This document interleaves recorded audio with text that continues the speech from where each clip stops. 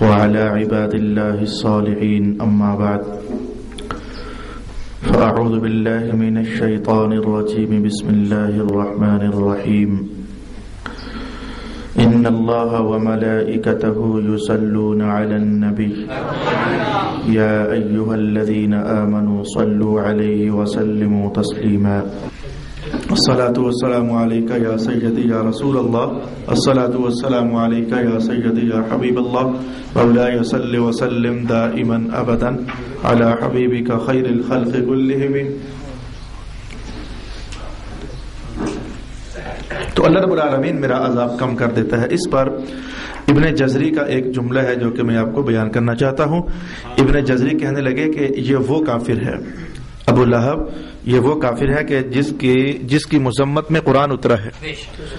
ابو لہب یہ وہ کافر ہے جس کی مذمت میں قرآن اترا ہے. تو اس نے بھی ایک خوشی کا اہتمام کیا، اور وہ اہتمام صرف اتنا تھا کہ اپنی لونڈی کو آزاد کیا. تو وہ کافر جو اتنا پکا کافر کہ اس کی مذمت میں قرآن اتر کر کے کہے اس کے ہاتھ ٹوٹیں، تو وہ بھی اگر جن ہاتھوں کے ٹوٹنے کی بات قرآن نے کی ہے، ابن جزری نے کہا کہ اگر وہ بھی ان ہاتھوں سے حضور کی خوشی کا کوئی اشارہ کر دے تو اللہ تعالیٰ اسے بھی قبول کرتا ہے اور اس کی قبر کے اندر سے عذاب کو کم کرتا ہے. تو اگر کافر حضور کی آمد کی خوشی منائے تو اللہ اس کو بھی اس خوشی منانے کی جزا لازماً دے. تو اے ایمان والو، جب تم سرکار کا میلاد مناتے ہوگے تم تو کافر نہیں ایمان والے ہو، اللہ تمہیں جزا نہیں عطا فرمائے گا، ہے کہ اللہ تعالیٰ ضرور جزا عطا فرمائے گا. پھر علامہ جزیر نے بیان بھی کیا کہ اگر مسلمان بندہ حضور رحمت عالم کی ولادت باسعادت کی خوشی کا اہتمام کرتا ہے حسب حال، کوئی بہت بڑا نہیں، کوئی لازمی نہیں کہ جلسہ ہو، کوئی لازمی نہیں کہ بڑا مجمع ہو یا بہت بڑی دیگیں پکیں یا کوئی بہت سارے مہمان آئیں، اکیلے بیٹھ کر بھی وہ خوشی کا اظہار کر دے تو اللہ تعالیٰ نے جو انعامات رکھے اور ہمارے مشاہدے میں آئے، علامہ جزری کہتے ہیں جو ہمارے مشاہدے میں آئے تو دو باتیں ہمارے مشاہدے میں آئیں. ایک تو یہ کہ اللہ تعالیٰ اس بندے کا وہ پورا سال امن اور عافیت والا بنا دیتا ہے، اور دوسرا ہمارے مشاہدے میں یہ بات آئی کہ اللہ تعالیٰ ان قریب میں ایسے بندے کو کہیں نہ کہیں سے کوئی نہ کوئی خوشخبری ضرور عطا فرماتا ہے جو رسول پاک علیہ الصلوۃ والسلام کا میلاد منانے کا اہتمام کرتا ہے. اس کے بعد میں رسول اکرم صلی اللہ علیہ وآلہ وسلم کے انتہائی اس زمانے کی کہانی جبکہ آپ دودھ پینے کے زمانے میں تھے، اس میں سے ایک یا پھر دو یا پھر تین باتیں بیان کر کے تو اجازت چاہوں گا. حضرت حلیمہ سعدیہ رضی اللہ تعالی عنہا، آپ کے بارے میں آپ کو جاننا چاہیے کہ دودھ پلانے والی 10 خواتین تھیں. رسول اللہ علیہ السلام کو 10 خواتین نے دودھ پلایا ہے. ان میں سے کسی نے کم کسی نے زیادہ. سب سے پہلے تو آپ کی والدہ ماجدہ حضرت آمینہ رضی اللہ تعالی عنہا نے دودھ پلایا. تو اس کے بعد 9 دن گزرے یا پھر 7 دن گزرے، تو یہ اس میں تھوڑا سا اختلاف تاریخ دانوں کا ہوا.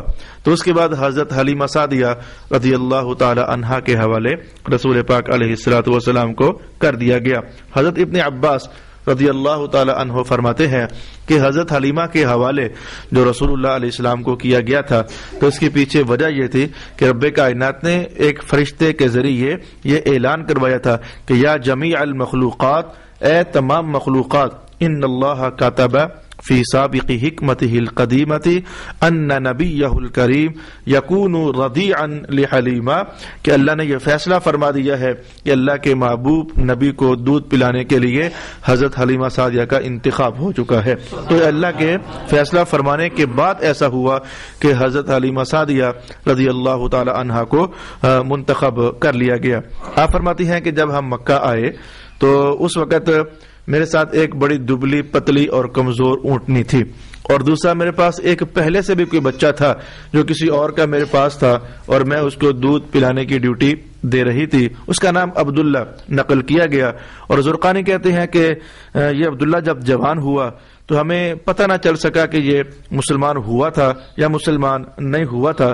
نام کی حد تک تو نقل کیا گیا لیکن جوانی کے بعد اس کے ایمان لانے کی بات ہم پر واضح نہ ہو سکی. تو حضرت حلیمہ کہتے ہیں کہ مکہ میں جو ہماری پہلی رات گزری وہ تو بڑی ہی مشکل رات تھی. مشکل ہونے کی وجہ یہ تھی کہ جو ہمارا بیٹا عبداللہ تھا، یہ اب اس نے میرے پاس دودھ ہوتا تو اس نے پینا تھا، لیکن ہمیں تو کئی دن تک کھانا میسر نہ ہوتا تھا. میرے وجود میں دودھ نہیں تھا جو میں اسے پلاتی. اور جو ہماری اونٹنی تھی اس کا حال بھی کچھ ایسا ہی تھا. واللہ ما تبد بقطرۃ من لبن، اس کے وجود سے بھی ایک قطرہ دودھ کا میسر نہ ہوتا تھا.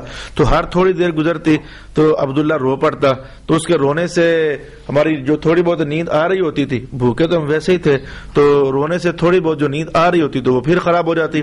پھر ہم سونے کی کوشش کرتے، تھوڑی دیر کے بعد بھوک کے ہمارے بچہ پھر رو پڑتا.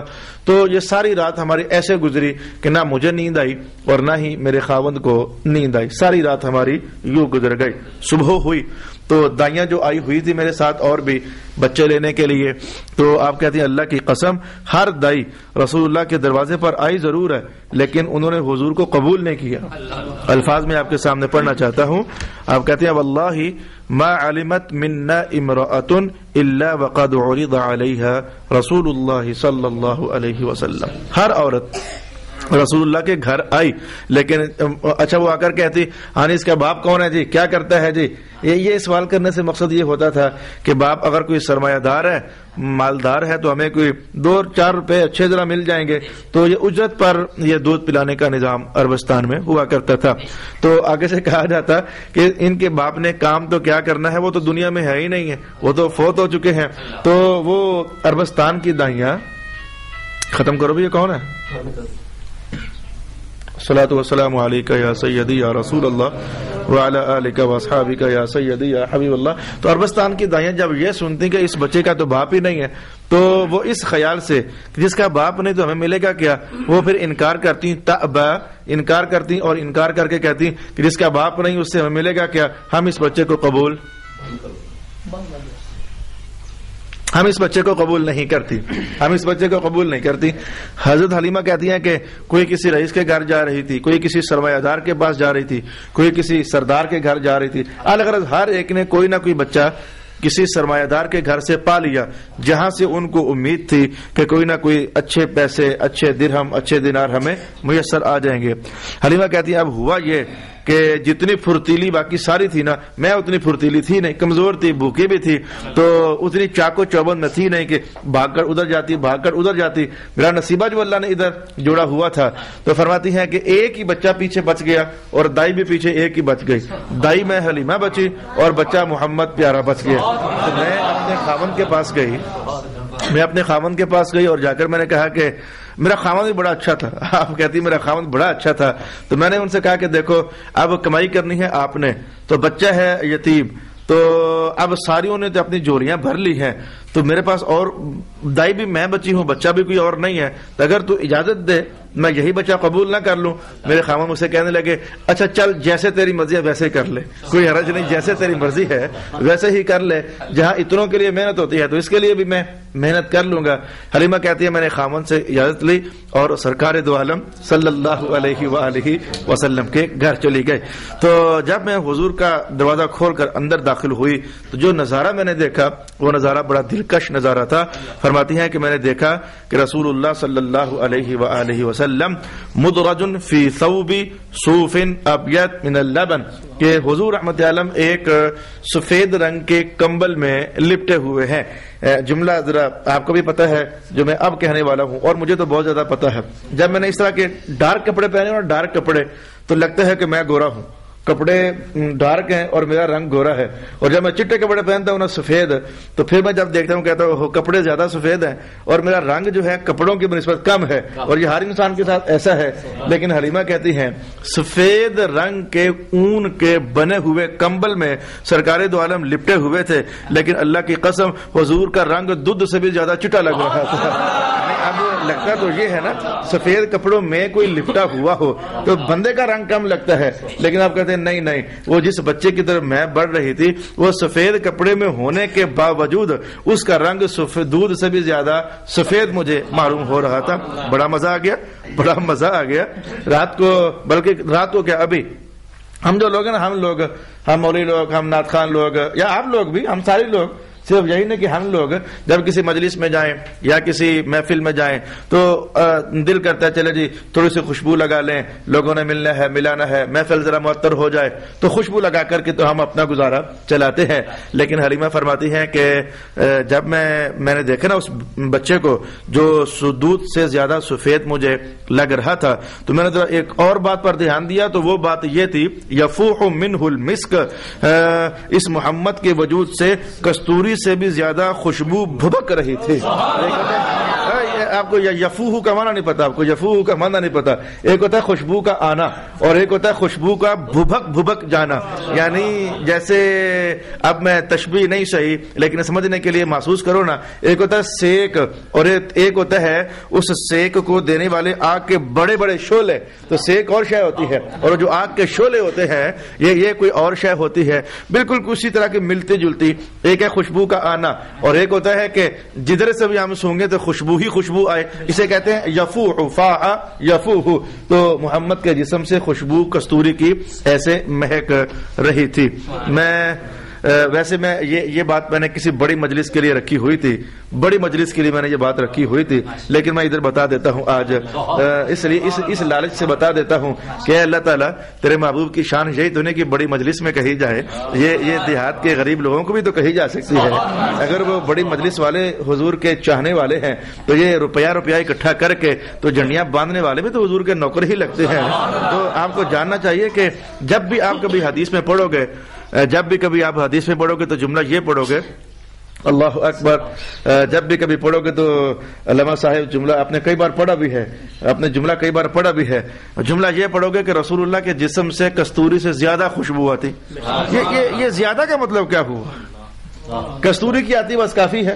نہیں، یہ زیادہ آتی. خوشبو کستوری سے زیادہ آتی.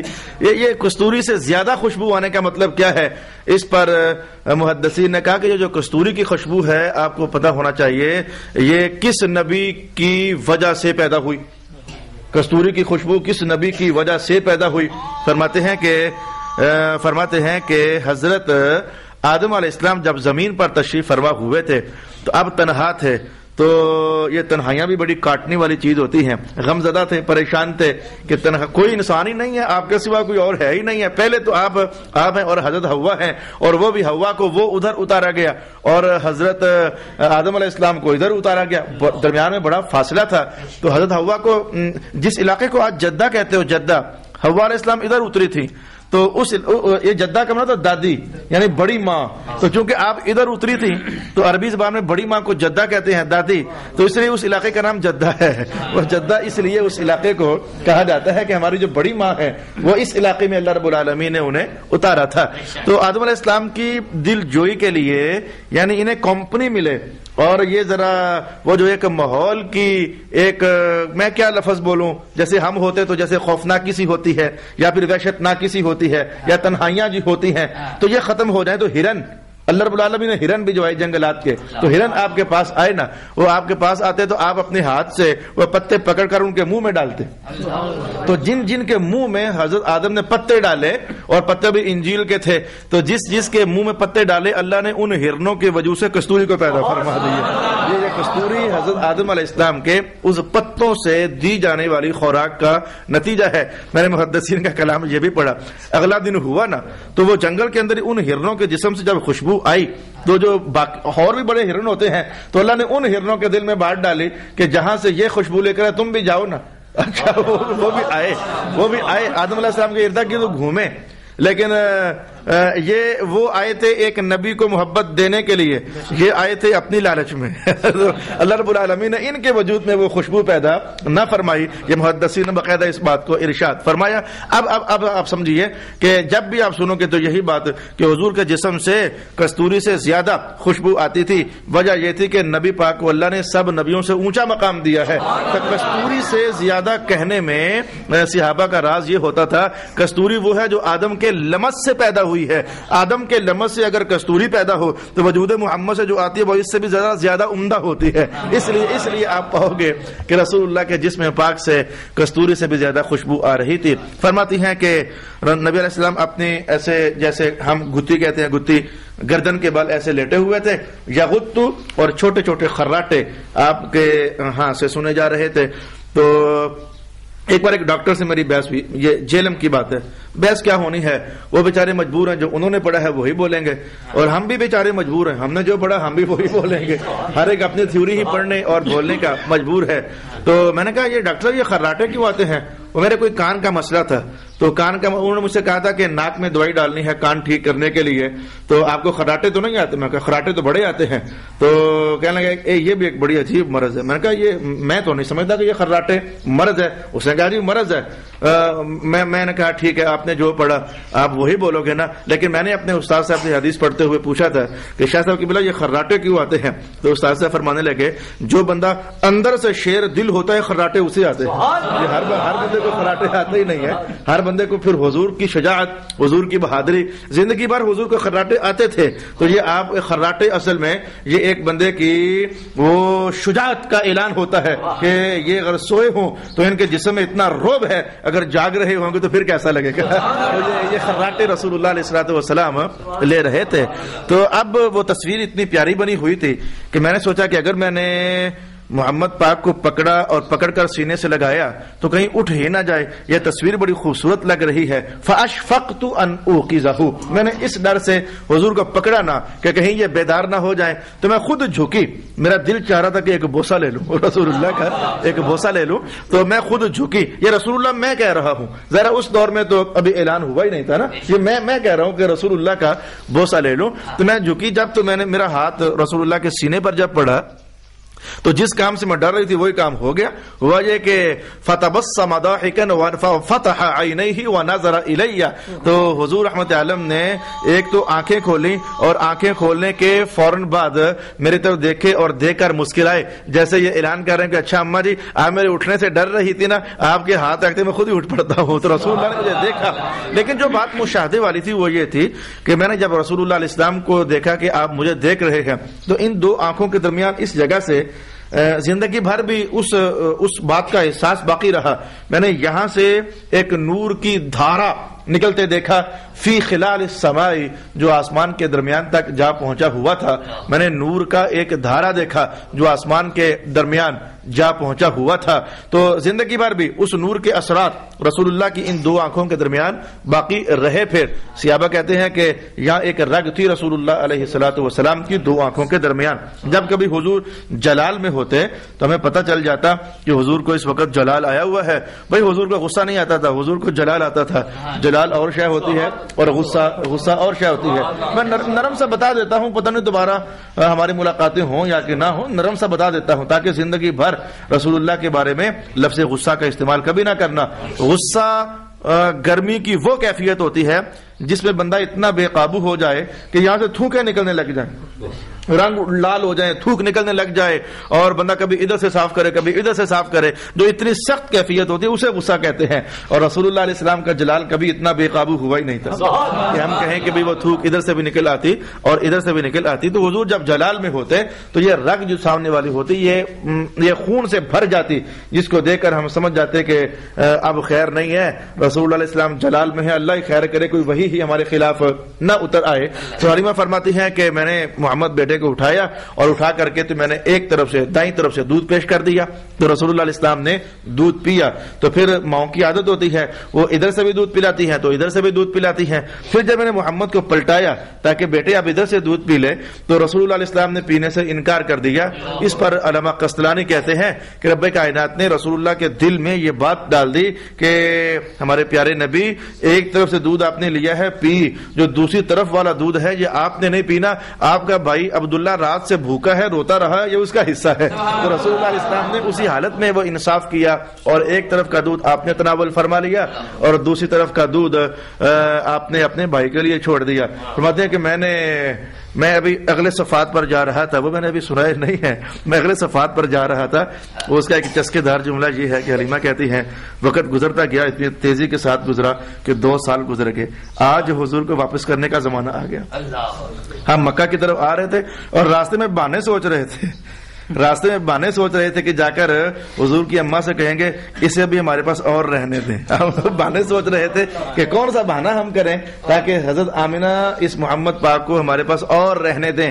ہم نے بہانہ سوچا اور کامیاب بھی ہو گئے. تو رسول اللہ کو 2 سال کے بعد واپس کرنے آئے تو ہم پھر سے اپنے ساتھ لے گئے، اس لیے کہ 2 سالوں میں ہم نے حضور کے جسم کی برکات سے وہ مناظر دیکھے اور وہ مشاہد دیکھے جو ہم کبھی فراموش نہیں کر سکتے ہیں. مثلا انہیں میں سے ایک یہ دیکھ لیجئے، کیا فرماتی ہے، میں نے محمد بیٹے کو اٹھایا تو جہاں ہمارا قافلہ تھا میں وہاں پہنچی. تمہاری اونٹنی کا حال یہ تھا کہ وہ شارف تھی، 2 قدم چلنے پر گر جاتی، 4 قدم چلنے پر گر جاتی، مسلسل چل نہیں سکتی تھی اور دودھ کا ایک قطرہ اس کے وجود میں نہیں تھا. لیکن جب میں پلٹ کر وہاں پہنچی نا تو میری نظر سیدھی اونٹنی پر پہنچی تو میں نے دیکھا اس کے تھن دودھ سے بھرے ہوئے ہیں. تو میرے خامد نے دودھ نچوڑا، خود بھی پیا، مجھے بھی پلایا اور مجھے کہنے لگی حلیمہ اور جو تو کہہ رہی تھی یتیم بچہ ہے، جو تو یہ کہہ رہی تھی نا، اللہ کی قسم مجھے لگتا ہے کہ یہ یتیم بچہ تو کوئی بڑی مقدس اور بابرکت روح لے کر آ گئی ہے نا، جس کے آنے سے برکات ہو گئی ہے. اور تیرے سینے میں بھی اللہ نے دودھ ڈال دیا اور اونٹنی کے ہاں بھی دودھ ڈال دیا. حلیمہ کہتی ہیں کہ دائیوں نے آپس میں ایک دوسرے کو الوداع کہا اور بھی اب اپنے گاؤں واپس چلتی ہیں. تو ان سب نے اپنی اونٹنیوں کو، اپنے خچروں کو ایڑ لگائی اور وہ چل پڑی. لیکن جب ہم نے اپنی اونٹنی کو اٹھایا تو یہ اپنے گاؤں کی طرف بڑھی ہی نہ، تو یہ رک گئی اور اس نے اپنا چہرہ کعبۃ اللہ کی طرف کر لیا، اپنا رخ کعبۃ اللہ کی طرف کر لیا اور حرم مکہ میں جا کر اس نے کعبۃ اللہ کے سامنے 3 سجدے دیے. یہ رسول اللہ علیہ السلام کے وجود کی برکات ہے کہ 3 سجدے دیے. اور آپ کہتی میں نے خود دیکھا کہ میری اونٹنی نے سر آسمان کی طرف اٹھا دیا جیسے اللہ کا شکر ادا کر رہی ہو کہ مولا وہ براقوں پر بیٹھنے والا نبی آج میری پشت پر بیٹھے گا. وہ آسمان کی طرف سر اٹھایا اور 3 سجدے کیے اور پھر وہ اپنے گاؤں کی طرف، قبیلہ سعد کی طرف چل پڑی. تو فرماتی ہیں کہ نکلی ہم بعد میں تھی لیکن اونٹنی اتنی تیز چلی کہ وہ سب سے آگے نکل گئی. ہم جب تھوڑا سا آگے گئے تو دائیوں نے مجھے پیچھے سے آواز ماری، تعجب ناک ہو رہی تھی اور کہنے لگی یا بنت ابی ذؤیب، اے حلیمہ ابو ذؤیب کی بیٹی، یہ اونٹنی وہی ہے جس پر رات کو تو بیٹھ کر آئی تھی یا تبدیل کر لی ہے؟ اس لیے کہ رات والی تو چل نہیں سکتی تھی اور یہ ہم سب سے آگے نکلی جا رہی ہے. حلیمہ کہنے لگی کہ میں نے اونٹنی تبدیل نہیں کی ہے، یہ وہی ہے اللہ کی قسم جس پر میں رات کو بیٹھ کر آئی تھی. اونٹنی تو وہی ہے لیکن ایک بچہ ہمارے ساتھ ایسا شریک حال ہو گیا ہے کہ جس کی وجہ سے اللہ تعالیٰ نے ہم سب کو برکتیں عطا فرما دی ہیں. تو ان دائیوں نے ایک جملہ کہا، وہ جملہ یہ تھا کہ ان لہذہ شأنا عظیما، اے حلیمہ تیری اونٹنی کی تو بڑی عظیم الشان حالت ہو گئی ہے، کل تک یہ چل نہیں سکتی تھی اور آج یہ بڑی تیز دوڑ رہی ہے. تو حلیمہ کہتی ہے کہ انا اسمع اتانی، میں نے اپنی اونٹنی کو سنا، وہ یہ جملے بول رہی تھی. اللہ نے اونٹنی کو بولنے کی طاقت عطا فرما دی، وہ یہ جملے بول رہی تھی اور وہ کہہ رہی تھی ان واللہ ان لی لشأنا عظیما ثم لشأنا عظیما، اللہ کی قسم واقعی میری بڑی شان ہے، واقعی میری بڑی شان ہے اور اصل میں یہ میری نہیں ہے بلکہ محمد مصطفیٰ کی وجہ سے اللہ نے مجھے عطا فرما دی ہے. میں تو مر ہی گئی تھی، مرنے کے بعد اللہ نے مجھے نئی زندگی عطا فرما دی ہے. میں تو دبلی ہو گئی تھی تو اللہ نے دبلا ہونے کے بعد مجھے ایک تازگی اور موٹاپا پھر سے عطا کر دیا ہے. اتنا کہنے کے بعد اس اونٹنی نے دائیوں کو جھڑکی دی اور وہ جھڑکی یہ تھی وَيْحَكُنَّ إِن كُنتُنَّ فِي غَفْلَةٍ، اور مرن جوگیو تم بڑی غافل عورتیں واقع ہوئی ہو، تمہیں پتہ ہی نہیں تھا کہ جس بچے کو یتیم سمجھ کر چھوڑ آئی تھی نا وہ یتیم نہیں ہے صرف، یتیم نہیں ہے صرف، تمہیں پتہ کہ اس کا مقام کیا ہے. تو وہ ساری متوجہ ہوئی تو وہ اس اونٹنی نے حضور کی نعت پڑھی اور پہلا جملہ یہ کہا، کہنے لگی کہ جس کو یتیم سمجھ کر چھوڑ آئی تھی وہ محبوب رب العالمین ہے، وہ اللہ رب العالمین کا محبوب ہے اور وہ سید المرسلین ہے. اللہ رب العالمین نے انہیں تمام نبیوں کا رسولوں کا سردار بنا دیا ہوا ہے اور وہ خیر الاخیار، اس کائنات میں جتنے بھی اچھے اچھے بندے ہیں نا ان سب کو اکٹھا کرو تو محمد ان سب سے اچھا ہے، جتنے اچھے ہیں ان سب سے اچھا ہے محمد صلی اللہ علیہ وآلہ وسلم۔ یہ 4 جملوں پر مشتمل اس اونٹنی نے نعت پڑھی رسول پاک صلی اللہ علیہ وآلہ وسلم کی۔ حلیمہ فرماتی ہیں خیر سے ہم گھر جا پہنچے، تو جب گھر جا پہنچے تو 2-4 دن گزرے نا تو محلے میں ایک شور اٹھا، 2-4 دن گزرے تو محلے میں ایک شور اٹھا۔ وہ شور یہ تھا کہ جیسے ہماری مائیں نہیں ہوتی اپنے بچوں کو پکڑ کر کے 2-3-4 کو بٹھا کے سمجھاتی ہیں، وہ مرن جو گو شرارتی ہو توڑی لٹ ٹوٹے کی کر دے سارا دن کھیڑ دے رہتے ہو، اس طرح کے جملے۔ تو وہ انہوں نے اپنے چرواہے اکٹھے کیے ہوئے تھے، وہ ہمارے قبیلے والوں نے اپنے چرواہے اکٹھے کیے ہوئے تھے اور انہیں وہ ڈانٹ رہے تھے، اور میں نے سن لیا وہ ڈانٹ کیا تھی۔ وہ ڈانٹ یہ تھی اور تم سارا دن بکریاں لے کر جاتے ہو کرتے کیا ہو؟ وہ ڈانٹ رہے تھے انہیں، سارا دن بکریاں لے کر جاتے ہو تم کرتے کیا ہو؟ وہاں بکریاں لے کر جایا کرو جہاں حلیمہ بکریاں چراتی ہے، اس کی بکریاں جاتی ہیں تو پیٹ بھی بھر کر آتی ہیں، تھن بھی دودھ سے بھر کر آتی ہیں، اور تم سارا دن پتہ نہیں ویلے پھرتے رہتے ہو، اور بکریاں کی بکیاں بھی خالی ہوتی ہیں اور دودھ بھی ان کا نہیں ہوتا۔ میں دل ہی دل میں کہہ رہی تھی یہ بکریوں کے بکیاں اور دودھ سے تھنوں کا بھر جانا یہ خود بخود نہیں ہے، یہ جب سے محمد پیارا آیا ہے اللہ نے برکات کا نزول فرما دیا ہوا ہے، ہماری بکریاں بھی چر کر آتی ہیں۔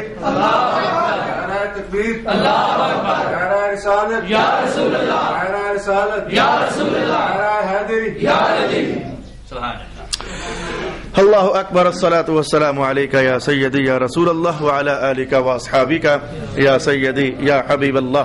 تو میں اب یہ بات تو ظاہر ہے کہ بہت بڑی، یہ 12 جلدوں کی کتاب ہے، بہت بڑی بات ہے۔ میں نے ویسے بھی ادھر آیا ذرا پہلی بار تو میں نے چاہا چلیں کوئی میٹھا میٹھا آسان سا سرکار دو عالم کی عزت کا کلام آپ کی خدمت میں بیان کر دوں۔ بس میں ایک روایت کہنے کے بعد پھر اجازت چاہوں گا، اور یہاں سے فارغ ہونے کے بعد اتفاق سے آج مجھے سہاوے نہ چاہتے ہوئے جانا پڑ رہا ہے، تو میں اب سہاوے بھی اس کی یہاں سے فارغ ہونے کے بعد رخصت ہو جاؤں گا۔ آپ نے بھی جانا سہاوے؟ تو چلیں آپ کو رخصت ہو گئی، تو میں آخری میٹھی سی بات کہنے کے بعد آپ سے رخصت چاہوں گا اور اجازت چاہوں گا، اور میں پھر دعا بھی کروں گا کہ اللہ رب العالمین آپ جو چاہتے ہو کہ اس بستی میں کوئی مذہب کی آواز ہو جائے، کہ حضور کی سنت کا رنگ بیدار ہو جائے، ہمارے بچوں کو پتہ چل جائے کہ ہماری آقت ہے کیا، ہمارا مذہب ہے کیا، ہماری نسلوں کے اندر یہ امانت منتقل ہو جائے، اللہ تعالیٰ یہ آپ کے ذوق کو قبول بھی فرمائے اور آپ کو اس مشن میں کامیابی بھی عطا فرمائے۔ حضرت عباس رضی اللہ تعالی عنہ رسول محترم صلی اللہ علیہ وآلہ وسلم کے چچا محترم ہیں، تو آپ فرماتے ہیں کہ میں نے رسول اللہ علیہ الصلوۃ والسلام سے ایک بار میں نے یہ عرض کی کہ میرے آقا آپ جانتے ہیں کہ میں نے آپ پر اسلام کیوں قبول کیا تھا؟ تو رسول اللہ علیہ السلام نے کہ اچھا بتا دے کہ تو نے اسلام کیوں قبول کیا تھا؟ تو آپ فرماتے ہیں کہ حضور جب آپ پنگوڑے میں تھے تو میں نے ایک مشاہدہ کیا تھا، تو اس مشاہدے کو دیکھ کر جب آپ نے بعد میں اعلان نبوت کیا تو میرے دل نے گواہی دی تھی۔ حضور نے دیکھا کہ وہ کیا مشاہدہ، کہنے لگے حضور انک تناغی القمر فی المہدی یا رسول اللہ، میرے حضور میں نے آپ کو دیکھا کہ آپ پنگھوڑے میں تھے تو چاند کے ساتھ آپ مناغات کرتے تھے، مناغات، اور مناغات کا معنی یہ تھا کہ جیسے یہ بچے پنگھوڑے میں ہوں تو ان کے ہاتھ بھی ہلتے ہیں تھوڑے سے اور پاؤں بھی ہلتے ہیں تھوڑے تھوڑے، وہ پتہ نہیں کوئی حرکت ہوتی ہے وجود میں، وہ اللہ نے بچوں کے اندر رکھی ہوتی ہے۔ تو آپ کہتے ہیں کہ جب آپ کے ہاتھ ہلتے تو اللہ والوں میری نظر آسمان پر پڑی نا تو میں نے دیکھا کہ چاند آج ہلنے میں ہے، تو پھر اللہ ہی نے میرے دل میں یہ بات ڈالی کہ اس کی حرکت بھی دیکھ اور محمد کی ہاتھوں کی حرکت کو بھی دیکھ۔ تو کہتے ہیں کہ میں چاند کے ہلنے کو دیکھتا، آپ کے ہاتھ کو دلتا، ہاتھ کو دیکھتا، ہاتھ اگر ادھر جاتا تو چاند ادھر جاتا، ہاتھ اگر ادھر جاتا تو چاند ادھر جاتا، ہاتھ آگے جاتا تو چاند آگے جاتا، ہاتھ پیچھے ہوتا، وہ جدھر جدھر آپ کا ہاتھ گھومتا تو سرکار میں نے دیکھا کہ چاند بھی ادھر ادھر گھومتا تھا۔ تو پھر آج جب غار ہرا سے اتر کر آپ نے کہا کہ اللہ ایک ہے، میں محمد اللہ کا رسول ہوں، تو مجھے آپ کی بچپن کی وہ تصویر یاد آ گئی کہ جو پنگوڑے میں ہو تو پھر بھی چاند پر حکومت کرے، یہ کوئی عام بندہ نہیں ہو سکتا، اللہ کا سچا نبی ہی ہو سکتا ہے۔ یہ وجہ بنی میرے سرکار کہ میں نے آپ پر اسلام قبول کر لیا اور آج میں حلقہ بغوچ اسلام ہوں، آپ کے غلاموں میں ہوں۔ چچا ہو کر بھی یہ اسلام کے بھی کیا رشتے تھے، اسلام بھی کیا رشتے دیتا ہے۔ میں آپ کو دلچسپ کہانی کہوں، اسلام بیٹیوں کو ماں بنا دیتا ہے. یہ بڑا عجیب میں نے جملہ بول دیا. ہوتی بیٹی ہے اپنے باپ کی, لیکن اسی باپ کی وہ ماں لگتی ہے. یہ اسلام کی وجہ سے اللہ تعالیٰ نے یہ رونقیں بھی رکھی ہوئی ہے. میری مراد اگر آپ نے سمجھے تو میں آپ کو بتا دیتا ہوں.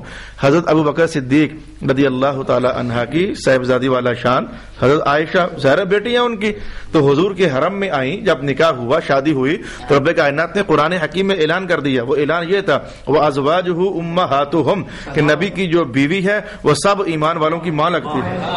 نبی کی بیوی سب ایمان والوں کی ماں لگتی ہے. تو کتنا اونچا مقام. حضور کی بیوی آئی تھی تو اپنے ابا کے لیے بیٹی تھی, اور حضور کے نکاح میں ہوئی تو نکاح میں آنے کے بعد اب اپنے ہی ابا کی ماں لگ رہی ہے. یہ مقام تھے جو رسول اللہ علیہ السلام کی نسبتیں عطا فرما دیا کرتی تھی. نسب کے اعتبار سے بیٹی لگ گئی, اور عزت و مقام و شرف کے اعتبار سے اللہ پاک نے انہیں. تو یہی حال حضرت عباس کا تھا. لگتے ویسے آپ کے چچا تھے, عمر آپ کی زیادہ تھی, بڑے تھے, لیکن ایک بار کسی نے پوچھا تھا حضرت عباس سے کہ هل انت اکبر ام النبی صلی اللہ علیہ وسلم. عباس یہ بتاؤ کہ آپ بڑے ہو یا کہ محمد مصطفیٰ بڑے ہیں. حضرت عباس نے جو جواب دیا یقیناً وہ ادب کی دنیا میں ایک مقام رکھتا ہے. آپ نے فرمایا کہ جہاں تک معاملہ ہے عمر کا, عمر میری زیادہ ہے, بڑا میرا بھتیجا محمد ہی ہے.